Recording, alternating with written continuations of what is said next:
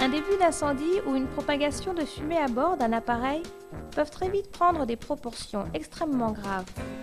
Leurs origines peuvent se situer aussi bien dans le cockpit, le compartiment cargo, la soute électronique ou différents endroits, comme les toilettes par exemple. De façon générale, dès l'apparition d'un sinistre, le pilote donne au contrôleur des informations sur la localisation et l'importance de celui-ci.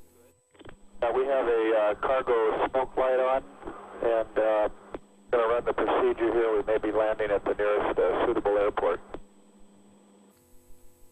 Un guidage radar sera alors proposé au pilote vers l'aérodrome le plus proche.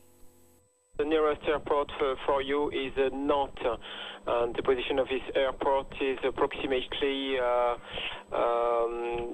70 miles and in your 1 o'clock position. Do you request descent now? En fonction du vent et des conditions météorologiques, de même que les disponibilités des aides à l'atterrissage, une recommandation est à donner sur le type d'approche utilisée pour un atterrissage immédiat.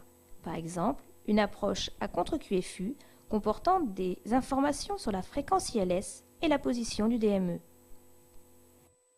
Il ne faut pas oublier que la distance parcourue, du fait du taux de descente réduit et de la préparation des checklists, peut être augmentée. Mais là, c'est le pilote qui décide en conséquence.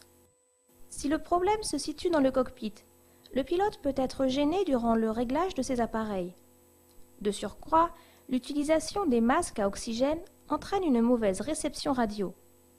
Dans ce cas, il ne faut pas hésiter à demander au pilote de parler plus clairement, de même que de demander à d'autres contrôleurs d'écouter la fréquence.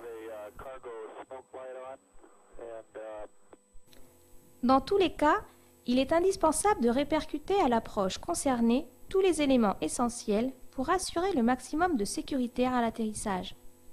D'autre part, il est convenu que la tour allume le balisage rampe d'approche à 100% et que les services incendie soient prêts à intervenir.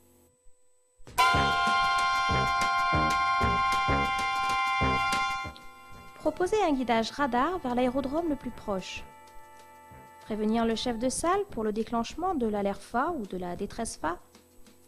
Coordonner avec les secteurs concernés, les militaires si besoin, et l'approche pour l'assistance à l'arrivée. Éviter de perturber le pilote. Ne poser que des questions essentielles. En cas de mauvaise réception, lui demander de parler clairement et au besoin, faire intervenir d'autres contrôleurs pour une meilleure compréhension des messages. Rédiger une fiche d'incident.